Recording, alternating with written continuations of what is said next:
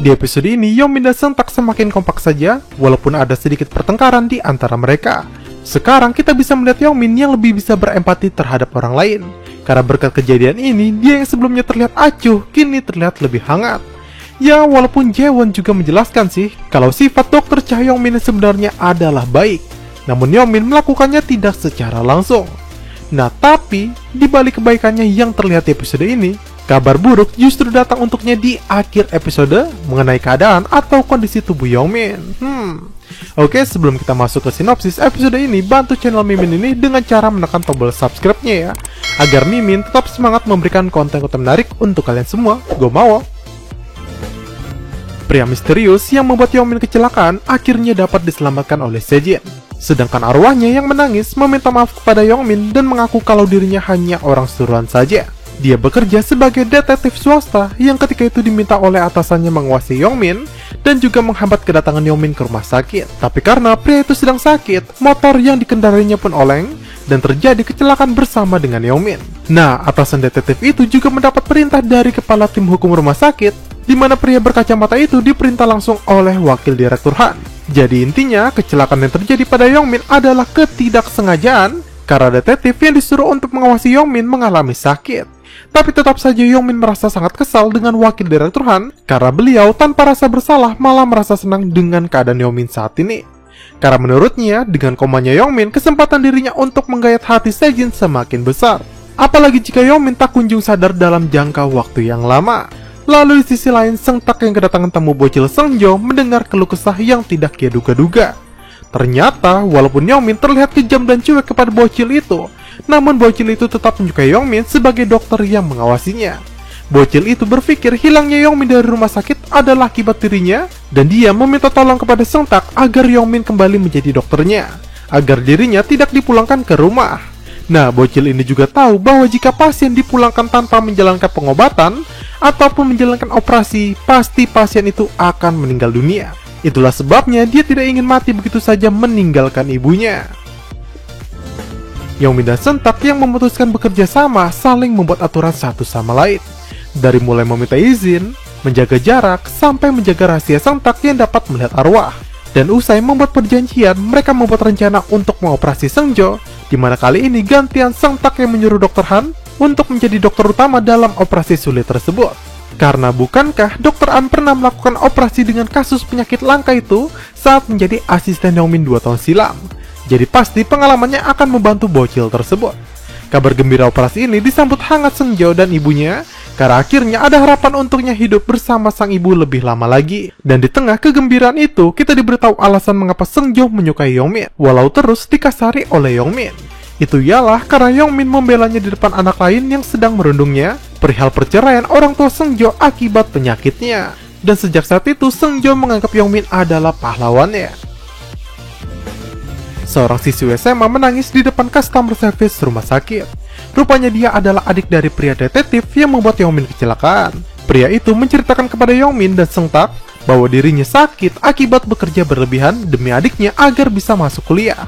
Pria itu bekerja tambahan sebagai kurir pengantar makanan saat malam hari. Dan karena terlalu lelah itulah, sekaligus menahan lapar demi hemat, dia pun akhirnya sakit, namun tidak pernah memeriksakannya ke dokter. Dia hanya membeli obat generik saja yang bahkan dikonsumsi tanpa makan terlebih dahulu. Hingga akhirnya membuatnya hampir pingsan saat berkendara. Dan itulah yang menyebabkan tragedi kecelakaannya bersama Yongmin. Nah, di tengah cerita, wakil direktur datang, dan pria itu memberitahu bahwa orang yang menjadi dalang utama segalanya adalah wakil direktur Han. Lalu setelah Yongmin mengikutinya, ternyata Han Seungwon mendatangi Sejin. Dia berbohong mengatakan Ketua Jang baik-baik saja kepada Sejin untuk caper di depannya. Belum lagi, dia juga mengajak Sejin makan bersama, yang ternyata ada flashback awal mula perasaannya kepada Sejin. Ketika itu, Sejin menjadi dokter magang, dan Han Seungwon terpesona dengan kecantikannya, dan juga terpesona atau kagum dengan rasa kepedulian Sejin dengan pasien-pasiennya yang tidak mampu. Tapi perasaannya berubah menjadi hancur ketika dia tahu di belakang Sejin punya kedekatan dengan Yongmin. Agar Sejin bisa menemui ayahnya, Seungtak dan Yongmin menyusun rencana. Seungtak berpura-pura menjadi pengganti Dr. An untuk mengecek kondisi Ketua Jang, yang padahal Seungtak hanya ingin membuat kegaduhan di sana. Dan di tengah keributan itu, Sejin masuk diam-diam di belakang.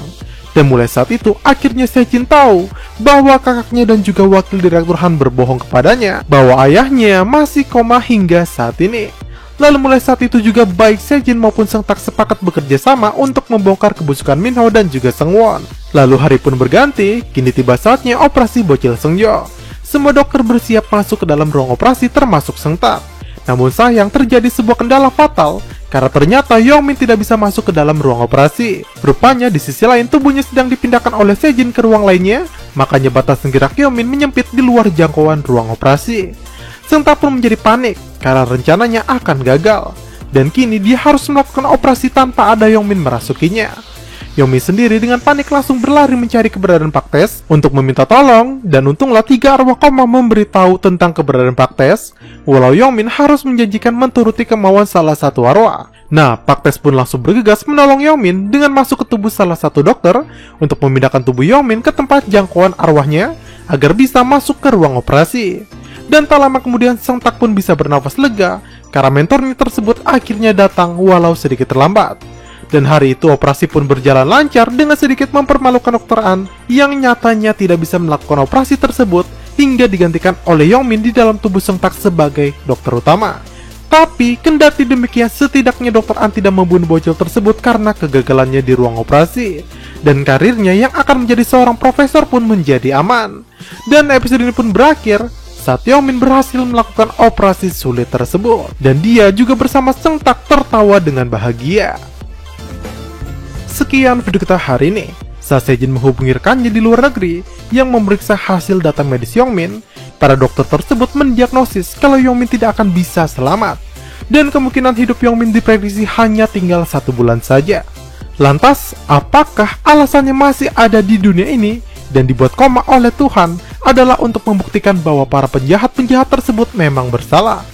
Atau jangan-jangan nantinya datang suatu keajaiban yang membuat Yongmin bisa siuman dari komanya? Gimana menurut pendapat kalian? Tulis di kolom komentar di bawah ya. Oke, sebelum menutup video ini, jangan lupa tekan tombol like, subscribe, dan nyalakan tombol lonceng notifikasinya agar kalian selalu mendapat info menarik dari channel Mimin ini. Saya Mimin Cara pamit, see you sahabat Mincam Media.